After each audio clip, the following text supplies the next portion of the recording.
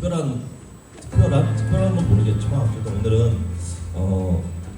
조금 다른 형태의 말씀을 나눠볼까 해요. 오늘은 저희가 보면 알겠지만 사실 마가복음 14장하고 15장을 오늘 같이 나눌 거예요. 굉장히 많은 14장 같은 경우는 진짜 70 몇 절까지 있을 정도로 큰 내용이고 15장도 내용이 큰데 우리가 이 내용들을 뭐 하나하나 이렇게 저번처럼 살피기보다 사실 14장만 해도 내용이 나누고 싶은 내용이 너무나도 많거든요. 처음에 그 향유옥할 깬 여인으로부터 시작해서 아까 얘기했던 뭐 깨어있으라부터 그다음에 베드로 부위부터 너무나 사건들 내용들이 많은데 이런 내용들을 하나하나 다루고 싶지만 어쨌든 시간 관계상 우리가 그렇게 하면 또 앞으로 14장만 가지고도 뭐 한 5, 6주 더 나누고 싶지만 우선은 오늘 이 시간에 저희가 마가복음 14장하고 15장에서 어떤 내용들이 있었고 어떤 가장 중요한 내용이 무엇이 있었는지를 함께 여러분들하고 막 그걸 뭐 이렇게 설교처럼 설명하기보다는 같이 지나가면서 투어 가이드처럼 같이 지나가면서 이런 일이 있었고 이 일이 왜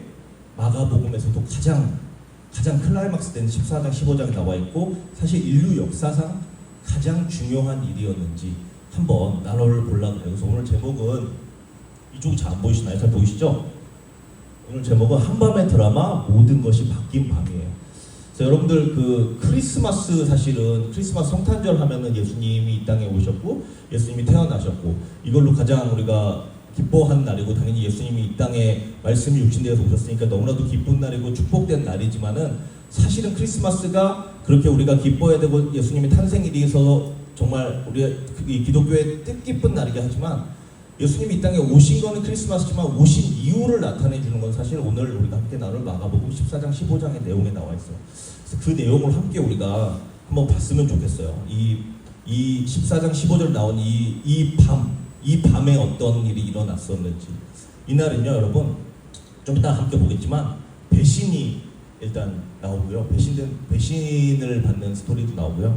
재판을 받는 이야기도 나오고요. 조롱을 받으시는 이야기도 나오고요. 그리고 가장 중요한 어떻게 보면 예수님이 이 땅에 오신 이유 십자가를 지시는 그런 모습도 나옵니다. 그래서 이렇게 정말 드라마처럼 제목처럼 드라마처럼 정말 숨가쁘게 이어지는 이런 사건들인데 이것이 어떻게 보면은 방금 얘기했듯이 배신, 조롱, 재판, 비난, 십자가 마치 이 키워드만 보면은 비극으로 우리가 생각할 수 있겠지만 사실은 비극이 아닌 이 사건들이 하나하나가 인류 역사를 바꿔놓는 이 밤, 특별한 밤, 모든 것이 바뀌었다는 것. 그래서 오늘 큰 주제는 이거예요. 이 한밤의 드라마처럼 펼쳐진 이 사건들이 모든 것, 여러분들 한 분 한 분을 다 포함해서 모든 것을 바꿨다. 이것을 한번 우리가 오늘 한번 쭉 훑어보면서 나누어 보려고 합니다. 그래서 오늘 첫 번째로 우리가 같이 보고 싶은 어떤 장면은 예수님이 배신당하셨던 장면인데요. 사실 준비하진 않았는데 14장 1절에서 보면 이제 드디어 종교 지도자들이 예수님을 죽이려고 마음을 먹어요. 예수님이 알다시피 인기도 많아지시고 당연히 이제 많은 사람들이 따르기 시작하는데 이제 종교 지도자들 입장에서는 이제 속상하죠. 왜냐하면 종교 입장에서는 저 사람이 어쨌든간 자신들을 망신을 줄 뿐만 아니라 경제적으로도 어떤 피해를 입히고 뭐 이러니까 이제는 죽여야 되겠다고 마음을 먹어요. 그게 14장 1절의 시작이에요. 그러면서 쭉 내용이 내려가면서 이제 12제자가 있었던 건 여러분들 아시죠? 예수님에게 12제자가 있었는데 그 중에 한 사람이 유다가 예수님을 파는 거. 이거 아마 교회를 좀 다니신 친구들은 많이 알 거예요. 그 내용이 14장 43절에 나와 있습니다. 그래서 첫 번째 볼 우리가 내용은 배신당하신 예수님의 모습이에요. 배신당하신 예수님. 14장 43절부터 52절의 내용이 나와 있는데요. 다 읽진 않고 43절하고 45절, 46절만 읽을게요. 우리 다 이쪽도 보이시죠? 보이시나요? 자, 읽어볼게요. 우리 같이 시작. 예수께서 말씀하실 때에 곧 12 중에 하나인 유다가 왔는데 이에 와서 곧 예수께 나와 랍비여 하고 입을 맞추니 그들이 예수께 손을 내어 잡거늘. 자, 이 가룟 유다는 여러분 예수님이 이 땅 가운데 몇 년 사셨는지 아세요? 이 땅에서? 3년, 그렇죠. 3년 동안 고생을 사시면서 제자 12명을 데리고 다니셨잖아요. 3년 동안 사실 동고동락했던 사람이에요. 여러분 생각해보세요.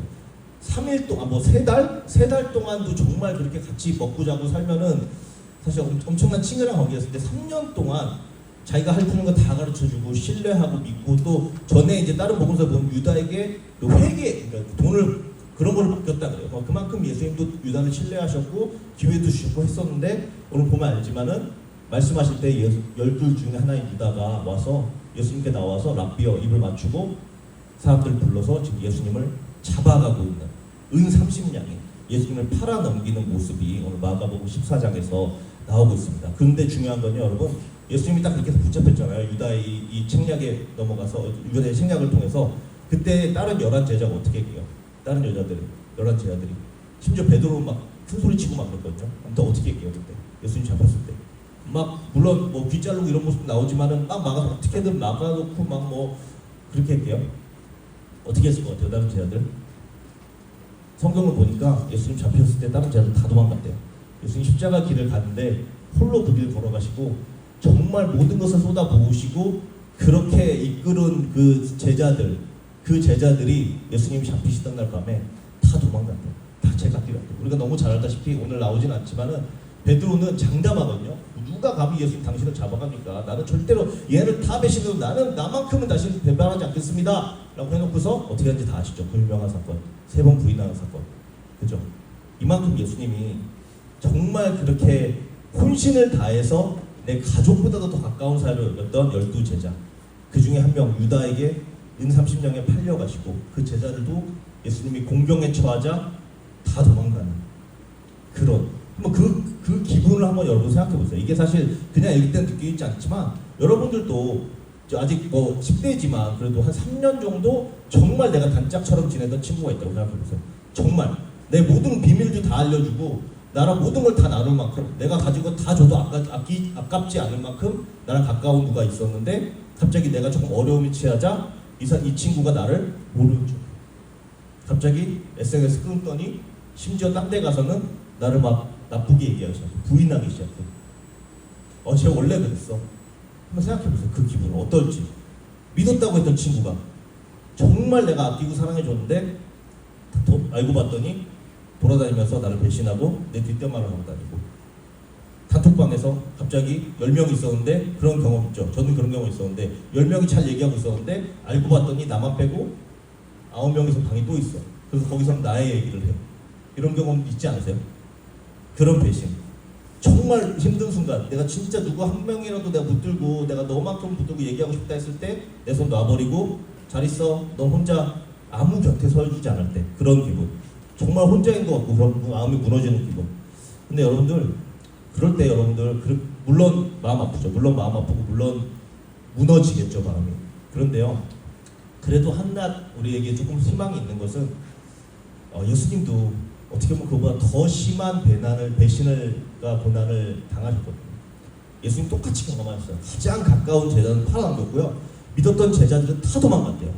그 외로움의 이 밤에 홀로 그 십자가의 길을 걸어가신 예수님이었어요. 근데 이렇게 해서 예수님도 그랬으니까 당신들도 그래야 됩니다. 예수님 따르니까 너 친구들도 여러분도 그래도 그냥 이 악물고 버티세요. 이런 말을 하고 싶은 건 아니에요. 단 우리에게는 예수님이 계셨고 그 예수님이 우리가 항상 교회에서 얘기했잖아요. 뭐 이럴 때 외로울 때 예수님을 찾으세요. 뭐 예수님은 위로하십니다. 왜? 예수님은 왕이시니까 예수님은 하나님이시니까 물론 맞지만 더 우리가 그럴 수 있는 이유는 예수님은 하나님이신데 그거를 경험해보지 못하신 분이 아니세요. 직접 본인도 경험해 보셨어요. 그러니까 그 기분이 여러분들이 어떤 기분인지 가장 잘 아시는 분이고 또 그 상황을 겪어보셨기 때문에 그런 상황에 놓인 그런 상황에 처한 여러분한테 어떻게 말을 해야 되고 어떻게 처신을 해야 하는지를 가장 잘 아시는 분이 예수님이세요. 그렇기 때문에 여러분도 힘들 때, 배신당할 때, 낭망했을 때 뭔가 내 친구들 다 놔버리고 도망가려고 했을 때 그럴 때 부모, 뭐 물론 형제도 있지만은 누구보다 그 사정을 잘 아시는 예수님께 나아갈 수 있는 그런 예수님께 나아갈 수 있어야 돼요. 왜냐면 그분이 제일 잘 아시거든요. 그리고 그분이 제일 여러분들 마음 잘 아시고 위로해 줄 수 있거든요. 사실 우리 부모님들도 물론 여러분 너무 아끼고 사랑해 주셔서 우리가 그런 힘든 일 있을 때 부모님한테 물론 먼저 가겠죠. 그렇지만 그거는 사람마다 다른 것 같아요. 부모님은 그 경험이 없으실 수도 있어요. 그렇지만 우리에게는 모든 것을 다 경험해 보신 우리 때문에 그런 예수님이 있어요. 그렇기 때문에 여러분들이 버려진 것 같은 순간 아니면 혼자 남아진 것 같은 순간이 있다면은 그 순간 예수님만큼은 절대로 나를 포기하지 않으시고 버리지 않으시고 끝까지 나와 함께 하신다는 사실을 절대 잊지 마세요. 예수님 그냥 이론적으로만 여러분들 마음 아시는 분 아니세요. 실제로 겪어보셨어요. 더 심한 걸 겪어보셨어요. 그렇기 때문에 여러분들 힘드시고 지금 힘드시는 분들도 있고 친구 때문에 마음 아프신 분들도 계실 것 같아요. 분명히. 그럴 때 다른 사람 찾지 마시고 예수님 찾아보세요. 그냥 진짜 입술 벌려서 기도하면 되거든요. 예수님 저 지금 이래야 돼요. 근데 예수님도 마가복음 14장 보니까 그러셨던 것 같아요. 예수님 저 이럴 때 어떻게 하면 좋아요? 한번 물어보세요. 뭐라고 하시는지. 예수님을 찾아가시기 바랍니다. 두 번째 우리 스토리를 한번 볼 텐데 오늘 짧을 거예요. 짧을 건데 두 번째는 24장 15절에서 이 모든 것이 바뀐 마음에 나온 이야기 중에 하나는 십자가에 달리신 예수님이에요. 여러분 예수님은요 십자가를 지시기 위해서 이 땅 가운데 오셨어요. 놀랍죠? 사실 하나님이시거든요. 여러분들 지으신 분이거든요. 그리고 십자가를 지실 이유가 없으신 분이에요. 당연히 없으시죠. 하나님이신데 뭐가 아쉬워서 예수님 뭐가 아쉬워서 사람 그 자체이신 분이신데 근데 왜 십자가를 지셔야 했을까? 왜 이 땅에 육신을 가지고 하나님이신 예수님이 오셔야 했을까? 예수님이 이 땅 가운데 오신 이유는 다른 게 아니라 정말 이 십자가를 지기 위하신 건데 우리 한번 이것도 말씀 같이 한번 읽고 17절부터 20절이랑 26절인데요. 이 내용을 한번 왕이신 예수님이 왜 그러셨는지 한번 이건 제가 그냥 읽어드릴게요. 예수께서 자색 옷을 입히고 가시관을 엮어 씌우고 격리하여 이르되 유대인의 왕이여 평안할지어다 하고 갈대로 그의 머리를 치며 침을 뱉으며 꿇어 절하더라. 지금 조롱하고 있는 거예요. 너 왕이라며 유대인 왕이라며 평안해라. 그러면서 머리를 치면서 침을 뱉고 꿇어 절하면서 너 왕이니까 절하는 게 진짜 절했다라는 게 아니에요. 저렇게 하면서 지금 놀리고 있는 거예요. 그러면서 희롱을 다한 후에 그 자색 옷을 벗기고 도로 그의 옷을 입히고 십자가에 못 박으려 끌고 나가니라. 그 위에 있는 죄패에 유대인의 왕이라고까지 쓰면서 저것도 진짜 유대인의 왕이라고 너 왕이니까 써줄게가 아니라 놀리고 있는 거예요. 지금 너 유대인의 왕이라며. 그래서 막 얘기하잖아. 너 그러면 거기서 내려와봐. 뭐 구해봐봐. 별 얘기 다 하잖아요. 군인들도 예수님 조롱하고 보라색 옷 입히고 머리에 가시관 씌우고 유대인의 왕 만세 뭐 네가 왕이라며. 근데 여러분 그거 아세요? 지금 이 유대인들은 지금 예수님을 조롱하고 있잖아요. 이렇게 당신 왕이라며. 뭐 왕인데 무슨 저런 거 십자가에 달려있어. 그러면서 지금 뭐 유대 왕이 평안할지가 놀리고 있잖아요. 그들은 놀리고 있는지 몰라도 실제로 사실은 그들은 지금 진짜 왕의 즉위식을 지금 보고 있었던 거예요. 여러분들 십자가가 정말 이건 형벌 중에서도 가장 비참한 형벌이고 가시관도 쓰셨고 조롱당하셨고 채찍도 맞으셨고 침도 맞으셨고 이게 무슨 왕의 즉위식이나 하지만 예수님이 십자가에 달리셔서 왕이신 예수님께서 우리를 위하여 자신의 백성들을 위하여서 십자가에 달리셔서 피 흘리시고 돌아가셨기 때문에 정말 왕 중의 왕이고 겸손의 왕이심이 증명이 된 거예요. 지금 이 왕의 즉위식을 지금 보고 있는 거예요. 이 사람들. 그렇지만 세상 눈에는 그렇게 보이지 않겠죠. 정말 패배자의 모습처럼 보였을 것이고 왕이면 왕관을 써야지 왜 가시관을 써요. 보좌에 앉아야지 왜 십자가에 앉아요. 영광을 받으셔야지 왜 조롱을 받아요. 사람들 눈에는 정말 실패 중에 실패인 장면이 보였지만 여러분 하나님 눈에는요 이 순간은 바로 진짜 왕의 왕이 승리하신 순간이 바로 십자가의 그 장면입니다. 근데 우리도 솔직히 말하면 우리 삶 가운데 왕이 있어요. 지금 왕의 승리의 장면을 보고 계신데 우리 삶 가운데도 왕이 있거든요. 지금 여러분들 시험 기간 있잖아요. 시험 기간 때는 여러분들 왕이 누구예요? 성적이 왕이 될 때도 있어요. 이거 막 지금 나 끝났다고 생각하거든요. 그리고 친구들의 어떤 인정이 왕인 친구도 있을 거예요. 얘들이 나를 어떻게 생각할까? 그거에 따라서 기분이 오르락내리락 하죠. 아주. 아니면 뭐 어떤 SNS의 좋아요나 뭐 이런 단톡방 어떤 반응? 그런 것 때문에 우리 마음이 흔들린 거예요. 여러분들 그러는 거는요. 여러분들 마음에 이미 왕이 지금 여러분들을 사랑하셔서 십자가를 지신 왕 중의 왕, 겸손의 왕 예수님이 아니라 사실 그런 것들이 지금 여러분들의 삶 가운데 왕이 되어 있는 거예요. 그런데요. 그런 걸 하지 말라는 건 아니에요. 좋은 성적 받으세요. SNS도 하세요. 괜찮아요. 하지만 궁극적으로 그런 것 때문에 여러분들의 삶이나 기분이나 어떤 무드가 왔다 갔다 하실 필요가 없다고 제가 말씀드리는 것은 그럼에도 불구하고 그 모습 그대로 여러분들을 사랑하시는 분이 계시거든요. 그렇게 사랑하셨기 때문에 십자가를 지실 만큼 진짜 왕이신 분이 이 땅에 있었던 수많은 그 정말 왕들과 비교할 수 없을 만큼 정말 왕 중에 왕이신 분이 여러분들을 사랑하셔서 조롱을 받으시면서 지금 왕의 즉위식을 하고 계시거든요. 승리의 왕이신 이분을 여러분들의 삶 가운데 왕으로 삼으세요. 그러면요 그런 부수적인 이유를 중요할지 몰라도 그런 것이 환경이 바뀌지 않냐고 그런 상황이 있었다 할지라도 왕이신 예수님이 나를 사랑해 주셨기 때문에 왕이신 예수님이 아직도 나를 좋아해 주시고 내가 좋아요 수를 받지 않아도 내가 성적을 내가 원하는 걸 받지 않아도 나를 있는 모습 그대로 존귀하다. 천하보다 값진 한 영혼이다. 값진 진주다라고 여겨주시는 왕이 나를 그렇게 느껴주시면요 여러분들 모든 걸 이겨낼 수 있어요. 중요한 건 여러분의 삶 가운데 왕이 누구이신가요? 우리 마가복음 보면서 계속해서 나왔잖아. 예수님이 왕이시다. 예수님이 왕이시다. 왕이신 예수님이다. 여러분들 살면서 다른 것 제발 변화가 막 변화될 수 있고 어떻게 보면 나중에는 의미 없는 힘이 없는 그런 것들을 왕 세우지 하지 마세요. 예수님만이 여러분들 삶의 왕이 되실 때에 여러분들 삶은 그 왕에 따라서 그 왕이 누구냐에 따라서 그 신하의 정체성이 바뀌잖아요. 그렇잖아요. 최강대국의 왕의 신하면은 나도 최강대국의 신하처럼 시민권을 가진 것처럼 느낄 거 아니에요. 근데 여러분들이 만약에 성적이 왕이 되면은 여러분들은 성적에 따라서 여러분들의 신분도 변화돼요. 성적이 올라가면 여러분도 올라간 것 같고 성적이 내려가면 여러분도 인생 다 산 것 같고 그러지 마시고 어떤 모습이든 상관없이 여러분들을 값진 진주로 봐주시는 예수님을 왕으로 삼으세요.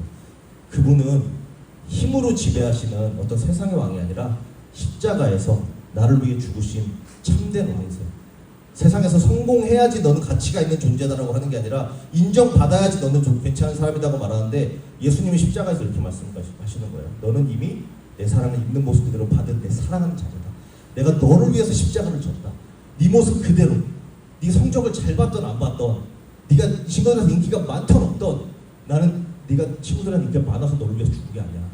너 있는 모습 그대로 너 사랑해.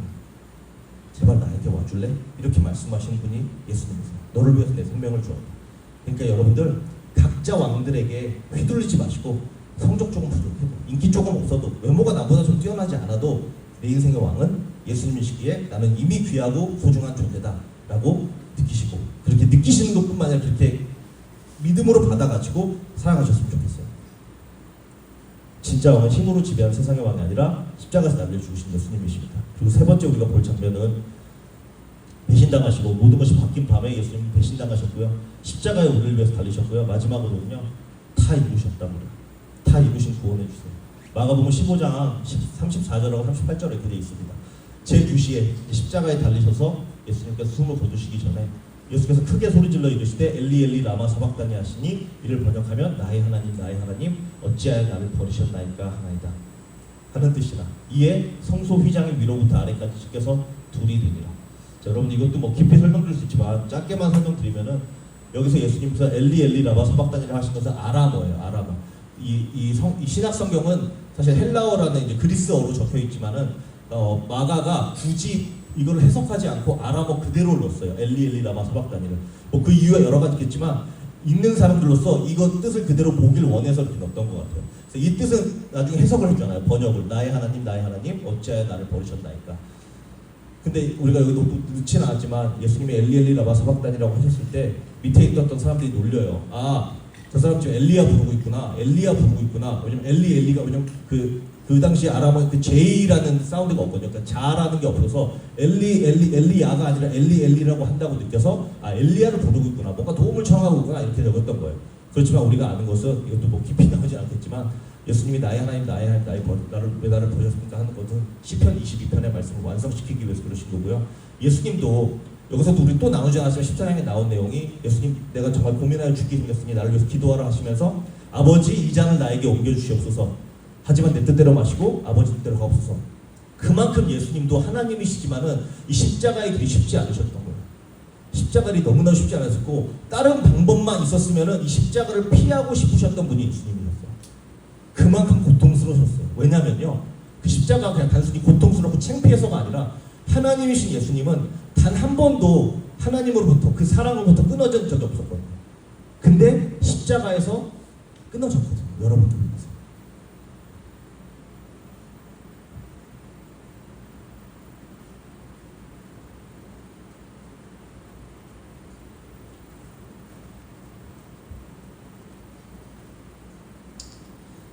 그래서 예수님은 지금 소리치시는 거예요. 나의 하나님 어찌하여 나를 버리셨나이까. 왜 나를 당신의 사랑에서 끊어내시나이까. 왜 그러셨을까요? 왜 저렇게 고백하셨을까요? 여러분들 사랑하셨어요. 자신이 아버지신 하나님의 사랑에서 순간 끊어져 나가시고도 저와 여러분들이 하나님의 사랑에서 영원히 끊어지지 않게 하시기 위해서. 그렇지만 이 길은 예수님한테도 쉽지 않았던 길이었다. 나의 하나님 어찌하여 나를 버리시나이까. 이때 성소의 휘장이 위에부터 아래까지 찢겼대요. 이 성소라는 것은요, 여러분 그 당시에는 그 템플 뭐죠? 한국말로 아무튼 템플이 있었어요. 그 나아가는 성전이 있었는데 맨 마지막에 그 이제 지성소라고 하는 데에서는 휘장이라고 이제 커튼이라고 생각하면 돼요. 커튼이 있어서 그 안에는 거룩한 그 때문에 들어갈 수가 없었어요.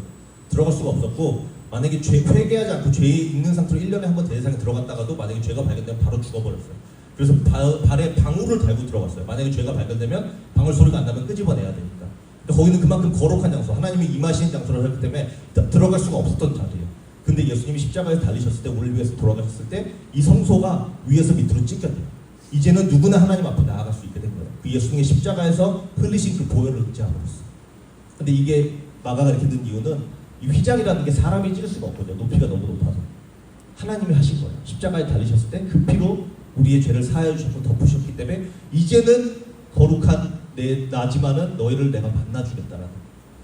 그래서 휘장이 위에 아래로 찢겼다는 거예요. 그리고 정말 놀라운 사실은요. 이때 39절에 보면은 이때 백부장이라는 로마인이거든요. 이방인 백부장이 이렇게 고백해요. 예수를 향하였었던 백부장이 그렇게 예수님이 숨을 거두셨다 그랬거든요. 숨을 지심을 보고 이르되 이 사람 진실로 하나님의 아들이었다 하더라. 여러분 이게 그냥 우리가 읽을 때는 아무런 내용 아닌 것 같지만 이게 엄청난 고백이에요. 왜냐면 지금 기억해보세요. 제자들 다 도망갔어요. 예수님이 3년 동안 갈고 닦았던 제자들 다 도망갔는데 십자가의 사건 완전 실패인 줄 알고 끝나는 순간인 줄 알았는데 그 십자가는 끝이 아니라 시작이었던 게 이방인인 백부장이 그 모습을 보고 이 사람은 하나님의 아들이라고 고백을 해요. 여러분들 십자가는요 그래서 결국 끝이 아니라 이제는 모든 사람들 이방인 우리에게 열린 새로운 시작이 되는 거예요. 그래서 이 하나님의 아들이었더라. 여러분 마가복음 1장 1절 기억하세요? 그리스도 예수의 복음의 시작이라. 그 1장 1절 시작 그리스도의 그 복음의 시작이 이제 하나님의 아들 복음의 시작으로 십자가에서 완성되고 있는 거예요.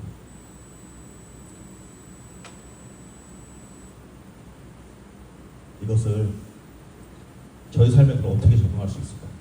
우리 삶에 어떻게 적용할 수 있을까요? 여러분도 아마 많이 들으셔서 아실 거예요. 예수님이 십자가를 지셨고 그 십자가를 지신 게 나의 죄를 용서하기 위해서 나를 구원하기 위해서 예수님이 십자가를 지셨구나. 이미 다 알고 있는 내용일 겁니다. 하지만 이게 정말로 우리의 그냥 머리로 예수님이 십자가 지셨구나 그냥 불쌍하다 이게 아니라 정말 우리 영혼 가운데 마음 가운데 가슴 가운데 내가 만약에 예수님 십자가 사건이 없었으면 나는 이 땅에서 살다가 그냥 끝? 하나님도 원치 않으셨던 것 같아요. 여러분들과 영원히 함께 하시기 위해서 여러분들 너무너무 사랑하셔서 단순히 이 땅에서의 짧은 80년 100년이 아니라 영원 무궁통한 여러분들을 함께 하시기 위해서 아까 말씀드렸죠. 다른 방법이 있었으면 다른 방법을 하셨을 거예요. 우리 그 엔드게임 어벤져스에서의 닥터 스트레인지가 방법 하나밖에 없다는 거 있죠. 마치 그런 것 같아요. 방법은 딱 하나밖에 없었어요. 하나님이신 예수님께서 왜? 죄가 없으신 분입니다. 그분이 피를 흘리셨어야 십자가를 지셨어야 우리를 구원해 주실 길이 열렸던 거예요. 다른 방법이 없으셨던 그 예수님의 이 십자가의 길. 근데 이 사건을 통해서 저와 여러분들이 이렇게 우리 일주일에 한 번씩 보는 게 아니라 뭐 1년에 52주 보는 게 아니라 영원히 주님과 같이 거할 수 있는 그리고 그곳에는요 성경을 보면은 눈물도 없고 아픔도 없고 기쁨과 평안과 희락 이런 것만 있대요. 예수님이 이걸 이루신 거예요. 여러분들 저는 오늘 다른 거 아니고 진짜 그냥 이것만 한번 여러분들이랑 생각해 보시는 시간 됐으면 좋겠어요. 어떤 의미인지 십자가라는 게 어떤 의미인지 예수님이 십자가에 달리신 게 그냥 예수님이니까 하나님이니까 쉽게 가셨겠지? 아니요. 절대 그렇지 않았어요. 아까 봤잖아요. 너무나도 쉽지 않은 길이셨고요. 그럼에도 불구하고 가신 이유가 정말 여러분들 끔찍하게 사랑하셔서 그 피를 흘릴 거예요. 그럼 우리는 어떻게 해야 될까? 그 전에 이 사건이 우리에게 주는 메시지는 분명해요. 세 가지예요. 죄의 무게는 결코 가볍지 않다. 죄의 무게는요. 다른 방법이 있으면 다른 방법으로 해결하셨을 거예요. 우리가 어떻게든 그냥 최대한 착하게 살아봐서 그럼 선착순으로 10명 착한 사람 구해주고 이런 방법이 있어서 그렇게 하셨을 거예요. 그렇지만 죄의 무게는 결코 가볍지 않기 때문에 하나님이신 예수님께서 십자가를 지고 피를 흘려서 돌아가셔야 됐던 거예요. 그리고 두 번째는 하나님은 정의와 사랑의 하나님이시기 때문에 사랑하셔서 여러분들 위해서 이 땅 가운데 직접 오시고 피를 흘리셨고요. 정의와 공의의 하나님이셨기 때문에 그냥 죄를 없다라고 하실 수 없기 때문에 그걸 누군가는 죄의 삭스 사망이라고 했거든요. 로마서 6장 23절에 누군가는 죽었어요. 그래서 우리가 죽는 것을 원치 않으셔서 하나님이신 예수님이 대신 죽으신 거예요. 공의의 하나님이시거든요. 아무리 하나님이셔도 그냥 이거 없는 거라고 못 치기 때문에. 그리고 마지막으로 죄의 무게는 가볍지 않고 하나님 정의와 사랑의 하나님께서 우리를 위해서 십자가를 지셨다면 우리의 응답은 용기 있는 믿음으로 주님 앞에 나아가야 된다는 게 오늘 우리가 집에 가져가야 될 적용할 제목이에요. 이거에 통해서 15장 43절에 아리마대 요 사람 요셉이라는 이야기가 나요. 아리마대 사람이야. 그냥 그 사람 이름이 요셉이라는 사람인데 이 사람이 와서 당돌이 빌라도에게 들어가서 예수의 시체를 달라 그래요. 그러니까 이 사람은 존경받는 자였고 공회원이었대요. 하나님의 나라를 기다리는 자였대요. 근데 중요한 건 여기서 당돌이 빌라도에게 들어가 예수의 시체를 달라 그랬대요. 근데 저게 왜 중요해요? 그냥 읽었을 때는 별로 의미 없는 줄 알았죠. 아리마대 사람 요셉은요, 존경받는 사람이고 공회원이었다고 한다면요, 예수와 내가 만약에 뭔가 조금이라도 관계에 있다고 얘기했을 때에 자신도 저렇게 죽을 수 있었어요. 그렇기 때문에 엄청난 당돌함이 필요했고 엄청난 용기가 필요했던 거예요. 그럼에도 불구하고 이 아리마다 사람 요셉이 존경받는 자였고 당회원이었는데도 예수님이 나를 위해서 십자가에서 죽으시는 걸 보시고 저 사람이 나를 위해서 죽었다면 나도 내 모든 것을 걸어서 저 사람을 따라가리라. 그래서 당대하게 나아갔던 거예요. 자신의 죽을 것을 목숨을 걸고 나아가서 저 시체를 주십시오라고 얘기했던 거예요. 그러면서 예수님이 시체를 받아갔을 때 여러분들 성경에 안 나와 있지만 그럼 예수님 시체 주대로 사람들이 와가지고 끄집어내주고 뭐 장례 십자가 그런 거 없었어요. 직접 그 십자가에서 예수님의 시체를 끄집어냈어야 됐을 거고요. 아리마대 사람 요셉은 그 예수님의 시체를 몸에 지고 자기 무덤까지 지고 갔어야 됐을 거예요. 아무도 도와주지 않았을 거예요. 왜? 아까 얘기했듯이 도와주는 순간 그 사람 너 예수랑 똑같이 그래서 똑같이 죽임을 받았을 거예요. 엄청난 용기가 필요했던 거예요. 근데 생각해보세요. 그 예수님의 시체를 십자가에서 내려서 몸에 지고 무덤까지 가는 길에 예수님의 땀과 피가 아리마대 사람 요셉을 완전 덮었겠죠. 근데 저는 이 사람처럼 되고 싶어요. 예수님이 나를 위해서 죽으셨다면 그 예수님의 시체를 담대하게 나도 예수님을 위해서 죽겠습니다까지는 아니더라도 내가 진짜 예수님한테 할 수 있는 것은 당신의 시체를 내가 당신의 그 피가 내 몸을 적셔내리는 그 장면이 저는 너무너무 아름다울 것 같고 저도 부르고 싶어요. 그래서 예수님의 피가 나를 덮어서 온전히 나의 죄를 용서하셔서 이제 예수님을 살겠습니다. 여러분 저 다른 거 여러분한테 요구하지 않는데 여러분들도 이런 용기가 있으면 좋겠어요. 예수님이 여러분을 위해서 죽으셨다면 나는 다른 걸 몰라도 내가 담대하게 나는 예수님을 사랑한다라고 고백하고 학교에서 직장에서 가정에서 나는 예수님의 사람이다라고 요셉처럼 담대하게 선포하고 증거하며 살아가겠습니다. 이런 고백을 했으면 좋겠어요. 그런데 중요한 게 마지막으로 해결될 문제가 하나 있죠. 그럼 왜 예수님을 구주로 고백하는 게 중요할까? 그 사람이 나를 위해서 죽은 걸 알겠는데 그건 자기의 선택이었잖아. 자신 내가 언제 죽어달라고 그랬어? 선택이었잖아. 왜 내가 그 사람을 구주로 고백해야 돼? 왜냐면요, 우리 모두는 일단 첫 번째는 죄인이기 때문에 아까 얘기했지만 우리는 다 죄인이에요. 근데 이런 얘기도 있더라고요. 기독교가 만들어간 얘기 아니냐. 일단 이거 가스라이팅 아니냐. 일단 죄인이라고 해야지 기독교 스토리가 연결이 되니까. 근데 한번 여러분 삶을 생각해 보세요.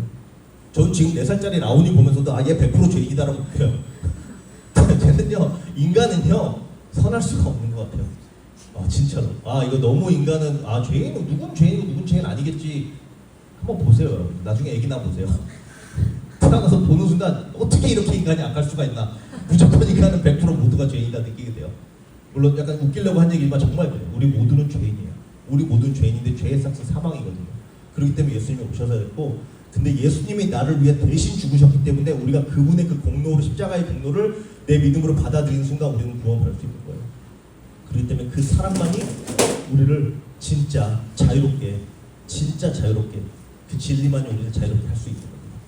복음은 좋은 소식이라는데 이건 이거예요. 내가 할 수 없고 내가 나를 구원할 수 없기에 예수님이 대신 하셨고 내가 죽어야 할 그 자리에 예수님이 대신 죽으셨다. 오늘 다른 거 말고 이 문장만 기억해 주시면 좋겠어요. 여러분 돌아가시면서 일주일 살아가시면서 나는 죽어야 돼서 존재인데 내가 죽으면 끝이잖아. 내가 피 흘리면 끝이잖아. 그렇기 때문에 나를 사랑하신 예수님은 근데 죄가 없으셨거든요. 우리가 이제 저 태양 갔다 돌아와서 마지막 주에 나눌 건데 이제 이게 끝이 아니거든요. 예수님 부활하시거든요. 그래서 마지막 주에 나누겠지만은 어쨌든 오늘은 나를 위해서 십자가를 지신 그 예수님의 사랑을 기억하면서 나를 위해 죽으신 그 예수님. 내가 딴 건 몰라도 아리마대 사람 요셉처럼 담대하게 난 예수님 사랑한다 고백하고 학교에서 너 교회 다니지 했을 때 나 교회 다녀. 왜? 예수님이 나 사랑하셨거든. 그래서 예수님이 나를 위해서 십자가를 지셨고 나는 그분에게 조금이나마 보탬 되고 난 예수님 내 삶으로 증거하면서 살 거야. 나 예수님 사랑해. 어때서? 이렇게 담대하게 살아갔으면 좋겠어요. 직장에서도 마찬가지고. 우리 다 같이 찬양하면서 마칠 텐데요. 이 찬양 가사가 그래요. 예수님 주의 희생 생각할 때 자기 몸 버려 죽으신 주 달리신 십자가를 내가 볼 때 우리 같이 찬양하겠습니다. 같이 가사를 잘 생각하시면서 우리 같이 찬양하고 그리고 같이 기도하고 마치도록 하겠습니다.